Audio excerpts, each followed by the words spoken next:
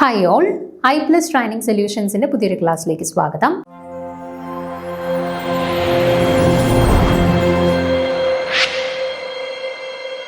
അപ്പം നമ്മൾ ഡിസ്കസ് ചെയ്തുകൊണ്ടിരുന്നത് ഇലക്ട്രോ കെമിസ്ട്രി ആയിട്ട് റിലേറ്റ് ചെയ്തിട്ടുള്ള ക്വസ്റ്റ്യൻസ് ആയിരുന്നു. അപ്പോൾ അതിലിനി 10ാമത്തെ ചോദ്യമാണ്. അപ്പോൾ ക്വസ്റ്റ്യൻ നോക്കാം. Which of the following reactions can takes place at the anode? അപ്പോൾ ആനോഡിൽ നടക്കാൻ സാധ്യതയുള്ള റിയാക്ഷൻ ഏതാണ് എന്നാണ് ചോദ്യം. ഓക്കെ, അപ്പോൾ ഇവിടെ 3 റിയാക്ഷൻസ് കൊടുത്തിട്ടുണ്ട്. നൺ ഓഫ് ദീസ് എന്നാണ് അവസാനത്തെ ഓപ്ഷൻ. വൺ ഓഫ് ദീസ് എന്നല്ലേ, നൺ ഓഫ് ദീസ് എന്നാണ്. അപ്പോൾ 2Cr3+ 7H2 gives Cr2O7 2- plus 14H+. F2 gives 2F-. half O2 plus 2H plus gives H2O. Okay, അപ്പോൾ ഇതിൽ ആനോഡിൽ നടക്കുന്നത് ഏതാണ് എന്നാണ് നമുക്ക് കണ്ടുപിടിക്കാനായിട്ടുള്ളത്. അപ്പോൾ നിങ്ങളൊന്ന് നോക്കിക്കേ. നമുക്കറിയാം ആനോഡിൽ നടക്കുന്നത് ഏതാണ്? ഓക്സിഡേഷൻ ആണ് അല്ലേ? അപ്പോൾ ഇതിൽ ഓക്സിഡേഷൻ എവിടെയാണ് നടന്നത് എന്ന് കണ്ടെത്തി കഴിഞ്ഞാൽ അതായിരിക്കും ആനോഡിൽ നടക്കുന്ന റിയാക്ഷൻ അല്ലേ? അപ്പോൾ ഇനി നമുക്ക് നോക്കാം, ഓക്സിഡേഷനും റിഡക്ഷനും എങ്ങനെയാണ് നമ്മൾ അനലൈസ് ചെയ്യുന്നത്. ഓക്സിഡേഷൻ എന്ന് പറഞ്ഞാൽ ഓക്സിഡേഷൻ നമ്പർ ഇൻക്രീസ് ചെയ്യുന്ന റിയാക്ഷൻ ആണ് അല്ലേ? ഓക്സിഡേഷൻ നമ്പർ കൂടുന്ന റിയാക്ഷൻസ് ആണ് ഓക്സിഡേഷൻസ് എന്ന് പറയുന്നത്. ആൻഡ് റിഡക്ഷൻ എന്ന് പറഞ്ഞാൽ എന്താണ്? ഓക്സിഡേഷൻ നമ്പർ ഡിക്രീസ് ചെയ്യുന്ന റിയാക്ഷൻസിനെയാണ് റിഡക്ഷൻ എന്ന് പറയുന്നത് അല്ലേ? ഓക്സിഡേഷൻ നമ്പർ ഡിക്രീസ് ചെയ്യുന്ന റിയാക്ഷൻസ് ആണ് റിഡക്ഷൻസ് എന്ന് പറയുന്നത്. അപ്പോൾ നോക്കിയാൽ മതിയല്ലോ, ഇവിടെ എവിടെയാണ് ഓക്സിഡേഷൻ നമ്പർ കൂടുന്നത്, എവിടെയാണ് കുറയുന്നതെന്ന് നോക്കിക്കഴിഞ്ഞാൽ നമുക്ക് മനസ്സിലാക്കാൻ പറ്റും എവിടെയാണ് ഓക്സിഡേഷൻ നടന്നത്, എവിടെയാണ് റിഡക്ഷൻ, അല്ലെ ഏതാണ് ആനോഡിൽ ഏതാണ് കാഥോഡിൽ നടന്നത്. നോക്കിക്കേ, ഇവിടെ നമ്മുടെ ക്രോമിയം +3 ഓക്സിഡേഷൻ സ്റ്റേറ്റിലാണ് പ്രസന്റ് ആയിട്ടുള്ളത്. ഓക്കെ, അപ്പോൾ +3 ഓക്സിഡേഷൻ സ്റ്റേറ്റിൽ ഉണ്ടായിരുന്ന ക്രോമിയം Cr2O7 2- ആയപ്പോൾ ഏത് ഓക്സിഡേഷൻ സ്റ്റേറ്റിലോട്ട് മാറി എന്ന് കണ്ടുപിടിക്കണം അല്ലേ? നോക്കിക്കേ നിങ്ങൾ.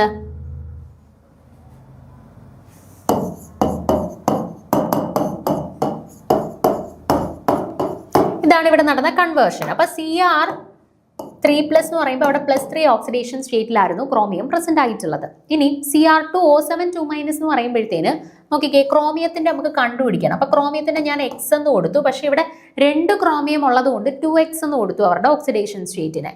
ഓക്സിജന്റെ നമുക്കറിയാം -2 ആണെന്ന്. അങ്ങനെ 7 ഓക്സിജൻ ഉണ്ട്. ടോട്ടൽ ചാർജ് എത്രയാണ്? 2- എന്നുണ്ട് അല്ലെ? അപ്പം -2 ആണ് ടോട്ടൽ ചാർജ്. അപ്പൊ 2Xa plus -2 into 7 is equal to -2 എന്ന് എഴുതാം. നോക്കിക്കേ, 2Xa minus 14 is equal to -2. But 2X equal to -2 plus 14 which is equal to +12 or X equal to 12/2 which is equal to 6 എന്ന് കിട്ടി, +6 എന്ന് കിട്ടി. അപ്പൊ നോക്കിക്കേ, Cr2O7 2- ക്രോമിയത്തിന്റെ ഓക്സിഡേഷൻ സ്റ്റേറ്റ് എന്താ? +6 എന്ന് കിട്ടി. അപ്പൊ ഇനിഷ്യലി +3 ക്രോമിയം റിയാക്ഷൻ നടന്നപ്പോൾ ഏതിലേക്ക് പോയി? +6 പോയി അല്ലെ? അതായത് അവരുടെ ഓക്സിഡേഷൻ നമ്പർ കൂടിയോ കുറഞ്ഞോ? അവരുടെ ഓക്സിഡേഷൻ നമ്പർ കൂടി അല്ലെ? അപ്പൊ ഓക്സിഡേഷൻ നമ്പർ കൂടി മീൻസ് അവിടെ എന്ത് നടന്നു? അവിടെ ഓക്സിഡേഷൻ നടന്നു. ഓക്കെ, അപ്പൊ ഇവിടെ ഓക്സിഡേഷൻ നമ്പർ കൂടിയത് കൊണ്ട് ഓക്സിഡേഷൻ നടന്നു. ആൻഡ് ഓക്സിഡേഷൻ നടക്കുന്നത് എവിടെയാണ്? ആനോഡിലാണ്. അപ്പൊ ആദ്യത്തെ റിയാക്ഷന് ആനോഡിലാണ് നടക്കുന്നതെന്നുള്ളത് മനസ്സിലായി. അപ്പൊ ആൻസറിലേക്ക് എത്തിയെങ്കിലും ബാക്കിയൊന്നും ആനോഡിലല്ല നടക്കുന്നതെന്നുള്ളതും കൂടെ നമുക്ക് ഉറപ്പിക്കണമല്ലോ. നോക്കിക്കേ, F2 2F- ആയിട്ട് മാറുന്നു. F2 എന്ന് പറയുമ്പം ഫ്രീ സ്റ്റേറ്റിൽ നിൽക്കുന്ന എലമെന്റ്സിന്റെ എല്ലാവരുടെയും ഓക്സിഡേഷൻ സ്റ്റേറ്റ് 0 ആണ്. F2 Cl2 H2 O2 N2 അങ്ങനെ ഫ്രീ ആയിട്ട് നിൽക്കുന്ന എല്ലാ എലമെന്റുകൾ, അതായത് വേറെ ആരുമായിട്ട് കമ്പൈൻ ചെയ്തിട്ടില്ല, ഒറ്റയ്ക്ക് നിൽക്കുന്ന ആളുകളുടെ എല്ലാവരുടെയും ഓക്സിഡേഷൻ സ്റ്റേറ്റ് എന്ന് പറയുന്നത് 0 ആയിരിക്കും കേട്ടോ. അപ്പൊ F2 ഏത് ഓക്സിഡേഷൻ സ്റ്റേറ്റിലാണ് നിൽക്കുന്നത്? 0 ഓക്സിഡേഷൻ സ്റ്റേറ്റിൽ. ഇവിടെ ഏതാണ്? -1 ആണ്. അപ്പൊ 0യിൽ നിന്ന് -1 പോയി മീൻസ് ഓക്സിഡേഷൻ നമ്പർ കുറഞ്ഞു മീൻസ് അവിടെ എന്താ നടന്നത്? റിഡക്ഷൻ ആണ്. റിഡക്ഷൻ നടന്നുവെങ്കിൽ അത് എവിടെയാണ് നടന്നത്? കാഥോഡിലാണ് നടന്നത് അല്ലേ? ഇനി അടുത്ത് നോക്കിക്കേ, half O2 plus 2H plus gives H2O അല്ലേ? അപ്പൊ ഇവിടെ ഓക്സിജൻ ഫ്രീ ഓക്സിജൻ ആണ്. ഏത് ഓക്സിഡേഷൻ സ്റ്റേറ്റിലാണ്? അതുകൊണ്ട് 0 ഓക്സിഡേഷൻ സ്റ്റേറ്റിലാണ് ഓക്സിജൻ ഉള്ളത്. H2O വരുമ്പോൾ ഓക്സിജൻ ഏത് ഓക്സിഡേഷൻ സ്റ്റേറ്റിലാണ്? -2 ആണ്. അപ്പം 0 ഓക്സിഡേഷൻ സ്റ്റേറ്റിലിരുന്ന ഓക്സിജൻ വാട്ടർ ആയ സമയത്ത് -2 ഓക്സിഡേഷൻ സ്റ്റേറ്റിലോട്ട് മാറി. അതായത് അവരുടെ ഓക്സിഡേഷൻ നമ്പർ എന്ത് ചെയ്തു? 0യിൽ നിന്ന് -2ലേക്ക് പോയി. അതായത് കുറഞ്ഞു, ഡിക്രീസ് ചെയ്തു അല്ലെ. ഡിക്രീസ് ചെയ്തു എങ്കിൽ അവിടെ എന്താ നടന്നത്? റിഡക്ഷൻ ആണ് നടന്നത്. റിഡക്ഷൻ ആണ് നടന്നെങ്കിൽ അവിടെ അതും എവിടെയാണ് നടന്നത്? കാത്തോഡിലാണ് നടന്നത് അല്ലെ. അപ്പം നോക്കിക്കേ, ഓപ്ഷൻ എ മാത്രമേ ഉള്ളൂ ഓക്സിഡേഷൻ. അതുകൊണ്ട് തന്നെ ഓപ്ഷൻ എ മാത്രമേ ഉള്ളൂ ആനോഡിൽ നടന്നത്. ബാക്കി റിയാക്ഷൻസ് രണ്ടും കാത്തോഡിലാണ് സംഭവിച്ചിട്ടുള്ളത്. ഓക്കെ, സോ കറക്റ്റ് ആൻസർ എന്ന് പറയുന്നത് ഇവിടെ ചെയ്തിട്ടുണ്ട് കേട്ടോ. ഡൗട്ട് ഉണ്ടെന്നുണ്ടെങ്കിൽ നോക്കിയാൽ മതി. ഓപ്ഷൻ എ ആണ് കറക്റ്റ് ആൻസർ ആയിട്ട് വരുന്നത്. ഓക്കെ, അടുത്ത ചോദ്യം 11ാമത്തെ ചോദ്യത്തിലോട്ട് പോവാം. The cathode and the anode are the most important components of an electrochemical cell. Which of the following statements about the cathode is correct? അപ്പോൾ ഇവിടെ നമുക്ക് ഇലക്ട്രോകെമിക്കൽ സെൽസുമായിട്ട് ബന്ധപ്പെട്ട് ഏറ്റവും പ്രധാനപ്പെട്ട 2 ഘടകങ്ങളാണ് അവിടുത്തെ 2 ഇലക്ട്രോഡുകളായിട്ടുള്ള കാഥോഡും ആനോഡും. അപ്പോൾ ഇവിടെ കാഥോഡിനെ കുറിച്ചിട്ടും ആനോഡിനെ കുറിച്ചിട്ടും കുറച്ച് സ്റ്റേറ്റ്മെന്റ്സ് കൊടുത്തിട്ടുണ്ട്. കാഥോഡിനെ കുറിച്ചിട്ട് കുറച്ച് സ്റ്റേറ്റ്മെന്റ് കാഥോഡിനെ കുറിച്ചിട്ടാണ് കൊടുത്തിട്ടുണ്ട്. അപ്പം അതിൽ കറക്റ്റ് ശരിയായിട്ടുള്ള സ്റ്റേറ്റ്മെന്റ് കണ്ടെത്താനാണ് ചോദ്യം. അപ്പോൾ നോക്കിക്കേ നിങ്ങൾ, ഓക്സിഡേഷൻ ഒക്വേഴ്സ് അറ്റ് കാഥോഡ്. രണ്ടാമത്തത് electrons move towards the cathode. അടുത്തത് usually denoted by a negative sign and usually made of insulating materials. ഇത്രയുമാണ് നമുക്ക് കൊടുത്തിട്ടുള്ളത്. ഓക്കെ, അപ്പോൾ ഇതിൽ നിന്നും കാഥോഡിനെ കുറിച്ചിട്ട് കറക്റ്റ് ആയിട്ടുള്ള സ്റ്റേറ്റ്മെന്റ് ആണ് കണ്ടെത്താനായിട്ടുള്ളത്. അപ്പോൾ ഓരോരോ സ്റ്റേറ്റ്മെന്റ് ആയിട്ട് നമുക്ക് എടുത്തൊന്ന് പരിശോധിച്ച് നോക്കാം. ആദ്യത്തെ സ്റ്റേറ്റ്മെന്റിൽ കൊടുത്തിട്ടുള്ളത് oxidation occurs at the cathode എന്നാണ്. നമ്മൾ പഠിച്ച എന്താ? റെഡ് ക്യാറ്റ് എന്നാ. അപ്പോൾ കാഥോഡിൽ നടക്കുന്നത് എന്താ? റിഡക്ഷൻ ആണ്. അപ്പോൾ അവിടെ കൊടുത്തേക്കുന്ന ഓക്സിഡേഷൻ ആണെന്നാണ്. അപ്പോൾ അതെന്തായാലും ശരിയാണോ? അല്ല, റോങ് ആണ്. അതെന്തായാലും നമുക്ക് ആദ്യമേ തന്നെ ഉറപ്പിക്കാം, ഒന്നാമത്തെ സ്റ്റേറ്റ്മെന്റ് തെറ്റാണെന്ന്. രണ്ടാമത്തെ സ്റ്റേറ്റ്മെന്റ് നോക്കുക, electrons move towards the cathode എന്നാണ് പറഞ്ഞിട്ടുള്ളത് അല്ലെ. നോക്കിക്കേ നിങ്ങൾ, in A galvanic cell or voltaic cell, anode is the source of electrons that flow through the external circuit to the cathode. അപ്പം നമ്മുടെ ഗാൽവനിക് സെല്ലിന്റെ കേസ് കൺസിഡർ ചെയ്യുവാണെന്നുണ്ടെങ്കിൽ അവിടെ നെഗറ്റീവ് ഇലക്ട്രോഡ് ആണ് ആനോഡ്, പോസിറ്റീവ് ഇലക്ട്രോഡ് ആണ് കാഥോഡ്. ആൻഡ് ഈ anode ആണ് source of electrons. അപ്പോൾ എവിടെ നിന്ന് എങ്ങോട്ടേക്കായിരിക്കും ഇലക്ട്രോൺസിന്റെ ഫ്ലോ ഗാൽവനിക് സെൽസിൽ നടക്കുക? ആനോഡിൽ നിന്നും കാഥോഡിലേക്കായിരിക്കും ഇലക്ട്രോൺസിന്റെ ഫ്ലോ നടക്കുക through the external circuit. Okay, അപ്പോൾ ഇവിടെ തന്നേക്കുന്നത് എവിടെ നിന്ന് എങ്ങോട്ടെന്നാ? ആനോഡിൽ നിന്ന് electrons move towards the cathode എന്നാണ് തന്നിരിക്കുന്നത്. അപ്പം മൂവ് ടുവേർഡ്സ് കാഥോഡ് എന്ന് പറഞ്ഞാൽ ആനോഡിൽ നിന്ന് കാഥോഡിലേക്ക് മൂവ് ചെയ്യുന്നു എന്നാണ്. അപ്പം അത് ശരിയാണോ?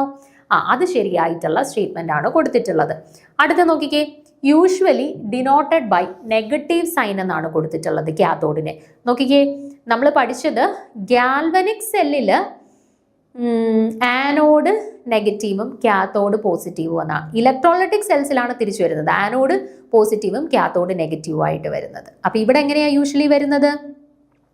ഇവിടെ വരുന്നത് ഗാൽവനിക് സെല്ലുകളിൽ ആനോഡ് നെഗറ്റീവും കാഥോഡ് പോസിറ്റീവും ആയിട്ടാണ്. പക്ഷെ ഇവര് തന്നേക്കുന്നത് usually denoted by negative sign എന്ന്. അപ്പൊ അത് ശരിയാണോ?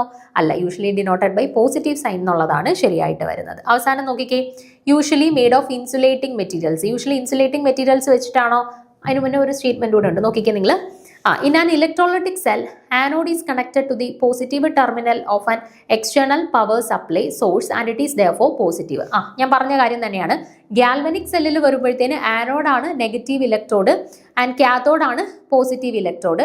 ആനോഡ് ആണ് നെഗറ്റീവ് ഇലക്ട്രോഡ്, അങ്ങോട്ടേക്കാണ് പോസിറ്റീവ്ലി ചാർജ്ഡ് ആയിട്ടുള്ള ആളുകൾ വരുന്നത്. കാഥോഡ് ആണ് പോസിറ്റീവ്ലി ചാർജ്ഡ് ഇലക്ട്രോഡ്, അവിടേക്കാണ് നെഗറ്റീവ്ലി ചാർജ്ഡ് ആയിട്ടുള്ള ആളുകൾ വരുന്നത്. ഓക്കെ, ഇനി ഇലക്ട്രോലൈറ്റിക് സെല്ലിലേക്ക് കൺസിഡർ ചെയ്യുമ്പോൾ ആനോഡ് ആണ് എന്ത്? ആനോഡ് ആണ് connected to the positive terminal and anode ആണ് അതുകൊണ്ട് തന്നെ പോസിറ്റീവായിട്ട് കൺസിഡർ ചെയ്തിരിക്കുന്നത്. കാഥോഡിനെയാണ് നെഗറ്റീവായിട്ട് കൺസിഡർ ചെയ്യുന്നത്. എവിടെ? ഇലക്ട്രോലൈറ്റിക് സെല്ലുകളിൽ. Okay, so the cathode is the electrode where the reduction takes place and this means that the material of the cathode gains the electrons and it is reduced. So the cathode is where the electrons from the external circuit is consumed by the reduction of the reaction. അതായത് നമ്മൾ നേരത്തെ പറഞ്ഞു ആനോഡിലാണ് negative electrode ഉള്ളത് galvanic സെല്ലിൽ. ആനോഡാണ് negative electrode and അതുകൊണ്ട് തന്നെ ഇലക്ട്രോൺസിന്റെ source ഏതാണ്? ആനോഡാണ്. Okay, and കാഥോഡിലേക്കാണ് ഈ ഇലക്ട്രോൺ സോഴ്സ് മൂവ് ചെയ്ത് പോകുന്നത്. അതാണ് പറഞ്ഞിട്ടുള്ളത്.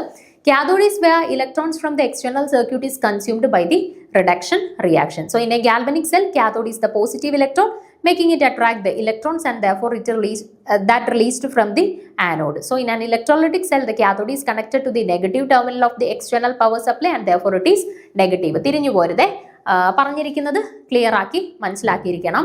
ഗാൽവനിക് സെല്ലിൽ ആനോഡ് നെഗറ്റീവും കാത്തോഡ് പോസിറ്റീവും ആൻഡ് നമ്മുടെ ഇലക്ട്രോളിറ്റിക് സെൽസിൽ ആനോഡ് പോസിറ്റീവും കാത്തോഡ് നെഗറ്റീവും കേട്ടോ, ജസ്റ്റ് ഓപ്പോസിറ്റ് ആയിട്ട് വരുന്നേ ഉള്ളൂ. ദെൻ ഈ പറയുന്ന കാത്തോഡ് ഉണ്ടാക്കിയിട്ടുള്ളത് insulating materials വെച്ചിട്ടാണോ?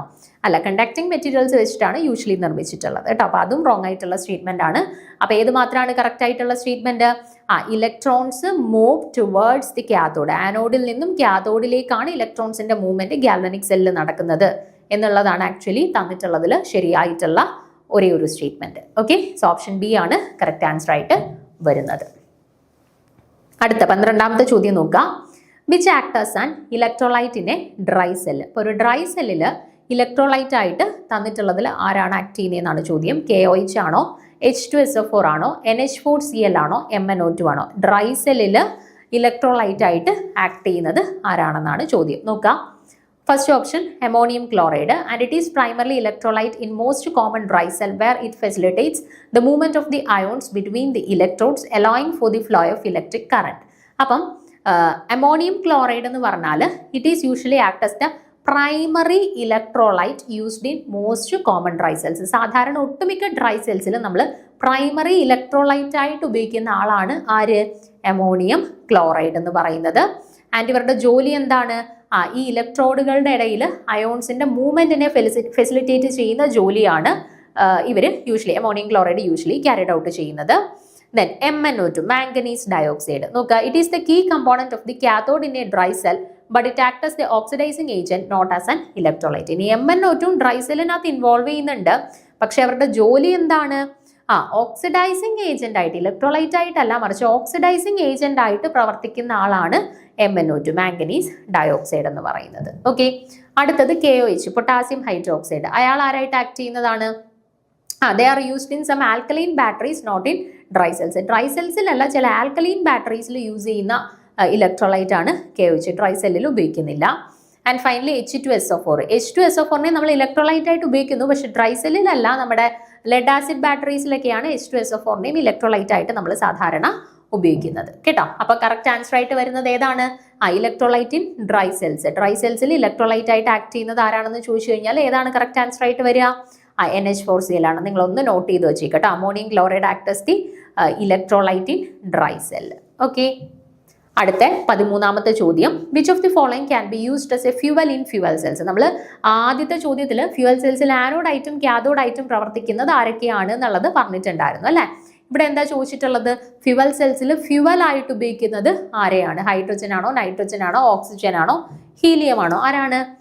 Fuel cells typically used hydrogen as their primary fuel source, reacting with oxygen to produce the electricity and water. അല്ലേ? ഫ്യൂവൽ സെൽസിൽ സാധാരണ ഫ്യൂൽ ആയിട്ട് ഉപയോഗിക്കുന്നത് ആരെയാണ്? ഹൈഡ്രജനെയാണ്. ഈ ഹൈഡ്രജൻ ആരുമായിട്ടാണ് റിയാക്ട് ചെയ്യുന്നത്? ഓക്സിജനുമായിട്ട് റിയാക്ട് ചെയ്യുന്നത്. ആര് ഫോം ചെയ്യും? വാട്ടർ ഫോം ചെയ്യും. കൂടെ എന്തിനേയും ഫോം ചെയ്യും?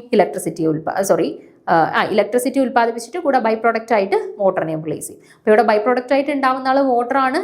പൊല്യൂഷൻസ് എന്നും ഉണ്ടാക്കുന്ന ആളല്ല.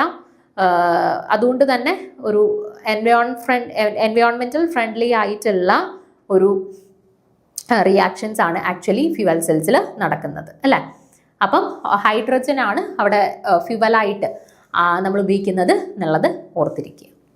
അടുത്ത 14ാമത്തെ ചോദ്യം നോക്കാം. An electrochemical cell stop working after some time. Why? ഒരു ഇലക്ട്രോകെമിക്കൽ സെല്ല് ഇങ്ങനെ പ്രവർത്തിച്ചുകൊണ്ടിരിക്കുമ്പം കുറച്ച് ടൈം കഴിയുമ്പോഴത്തേന് അത് അവരുടെ ഫംഗ്ഷനിങ് സ്റ്റോപ്പ് ചെയ്യും. എന്തുകൊണ്ട് എന്നാണ് ചോദ്യം. ഇൻക്രീസ് ഇൻ ടെമ്പറേച്ചർ ആണോ? The difference in cell potentials of the two electrodes become 0 ആണോ? By reversing the direction of the reaction taking place in the cell ആണോ? ചേഞ്ച് ഇൻ കോൺസെൻട്രേഷൻ ആണോ? ഇതിൽ എന്ത് കാരണം കൊണ്ടാണ് ഒരു ഇലക്ട്രോ കെമിക്കൽ സെല്ല് കുറച്ച് ടൈം കഴിയുമ്പോൾ അവരുടെ ഫംഗ്ഷനിങ് സ്റ്റോപ്പ് ചെയ്യുന്നത് എന്നാണ് ചോദ്യം. ഏതായിരിക്കും കറക്റ്റ് ആൻസർ ആയിട്ട് വരിക? യൂഷ്വലി രണ്ട് ഇലക്ട്രോഡുകളുടെ ഇടയിലുള്ള സെൽ പൊട്ടാൻഷ്യൽ ഡിഫറൻസിന്റെ വാല്യൂ 0 വരുന്ന സമയത്താണ് ഒരു റിയാക്ഷൻ ആക്ച്വലി സ്റ്റോപ്പ് ചെയ്യുന്നത്. ഓക്കെ, അല്ലെങ്കിൽ ഒരു കുറച്ച് സമയം കഴിയുമ്പോഴത്തേന് അത് പിന്നീട് വർക്കിംഗ് അല്ലാണ്ട് വരുന്നത് കേട്ടോ. പൊട്ടാൻഷ്യൽസ് ബിറ്റ്വീൻ ദ ടു ഇലക്ട്രോഡ്സ് 0 ആയിട്ട് വരുന്ന സന്ദർഭത്തിലാണ്. അപ്പൊ നോക്കിക്കേ നിങ്ങൾ, The chemical reactions within the cell, particularly the redox reactions at the anode and cathode, proceeds towards a state of equilibrium. When equilibrium is reached, the net potential difference between the electrodes becomes zero and there's no longer driving force for the electron flow, effectively stops the production of electricity. അപ്പോൾ usually ഒരു സെല്ലിൽ chemical reactions നടക്കുന്ന എന്തിനു വേണ്ടിയിട്ടാണ്? രണ്ട് ഇലക്ട്രോഡുകളുടെ ഇടയിലും ഒരു equilibrium condition maintain ചെയ്യുന്നതിന് വേണ്ടിയിട്ടാണ് അല്ലേ? അപ്പോൾ എപ്പോഴാണോ ആ ഇക്വിലിബ്രിയം അറ്റൈൻ ചെയ്യുന്നത്, ഇവർക്കിടയിലുള്ള പൊട്ടൻഷ്യൽ ഡിഫറൻസ് എന്ന് പറയുന്നത് സീറോ ആയിട്ട് മാറും. ഓക്കെ, അപ്പോൾ പൊട്ടൻഷ്യൽ ഡിഫറൻസ് സീറോ ആയി കഴിഞ്ഞാൽ പിന്നെ അവിടെ ഒരു ഇലക്ട്രോൺസിന്റെ ഫ്ലോയ്ക്ക് എന്തെങ്കിലും ഒരു ഡ്രൈവിംഗ് ഫോഴ്സ് പിന്നീട് അവിടെ ആക്ട് ചെയ്യുന്നുണ്ടോ? ഇല്ല. അങ്ങനെ വരുമ്പോഴത്തേന് പ്രൊഡക്ഷൻ ഓഫ് ഇലക്ട്രിസിറ്റി എന്ത് ചെയ്യും? അവിടെ സ്റ്റോപ്പ് ചെയ്യും. അപ്പോൾ എന്തുകൊണ്ടാണ് പ്രൊഡക്ഷൻ ഓഫ് ഇലക്ട്രിസിറ്റി സ്റ്റോപ്പ് ചെയ്തത്? ആ രണ്ട് ഇലക്ട്രോഡുകൾക്കിടയിൽ ഒരു ഇക്വിലിബ്രിയം കണ്ടീഷൻ അറ്റൈൻ ചെയ്യുമ്പോൾ ഇവർക്കിടയിലുള്ള എന്താണ് ഇലക്ട്രോഡ് പൊട്ടൻഷ്യലിന്റെ നെറ്റ് ഇലക്ട്രോഡ് പൊട്ടൻഷ്യലിന്റെ വാല്യൂ സീറോ ആയിട്ട് മാറും. അങ്ങനെ വരുമ്പോഴാണ് കുറച്ച് കഴിയുമ്പോഴത്തേന് ആ ഇലക്ട്രിസിറ്റി ഉൽപ്പാദനം അവിടെ സ്റ്റോപ്പ് ചെയ്യുന്നത്. കേട്ടോ? അപ്പം ഏതാണ്? The difference in cell potentials of the two electrodes become zero. അതാണ് ഈ പറയുന്ന കുറച്ച് സമയം കഴിയുമ്പം electrochemical cell stop functioning അതിൻ്റെ റീസൺ. ഓക്കെ ആണ്. ഇതൊക്കെ സിമ്പിൾ ചോദ്യങ്ങളാണ്. ക്വസ്റ്റ്യൻസ് കേൾക്കുമ്പോഴേ നിങ്ങൾക്ക് ആൻസറിലോട്ട് എത്താൻ പറ്റും. അടുത്ത നോക്കുക, the amount of electricity required to deposit 1 mole of aluminium from AlCl3 solution. അപ്പം AlCl3 സൊല്യൂഷനിൽ നിന്നും 1 mole ഓഫ് അലൂമിനിയം ഡിപ്പോസിറ്റ് ചെയ്യണം എങ്കിൽ എന്തുമാത്രം ഇലക്ട്രിസിറ്റി ആവശ്യമായിട്ട് വരും? നമ്മുടെ Faraday's law, first law second law നമ്മൾ പഠിച്ചില്ലേ? അപ്പോൾ ഫാരഡേസ് കൺസെപ്റ്റുമായിട്ട് അല്ലെ ഫാരഡേസ് ലോയുമായിട്ട് റിലേറ്റ് ചെയ്തിട്ടുള്ള ഒരു ചോദ്യമാണ്. 1 mole ഓഫ് അലൂമിനിയം AlCl3 സൊല്യൂഷനിൽ നിന്നും ഒബ്റ്റെയിൻ ചെയ്യിക്കണമെങ്കിൽ എന്തുമാത്രം എമൗണ്ട് ഓഫ് ഇലക്ട്രിസിറ്റി ആവശ്യമായിട്ട് വരും? 0.33 faraday, 1 faraday, 3 faraday and 1 ampere എന്നാണ് ചോദ്യം. അപ്പം ആദ്യം നിങ്ങൾ നോക്കേണ്ടത് ഈ AlCl3-ക്കകത്ത് അലൂമിനിയം ഏത് ഓക്സിഡേഷൻ സ്റ്റേറ്റിലാണ് എക്സിസ്റ്റ് ചെയ്യുന്നത്?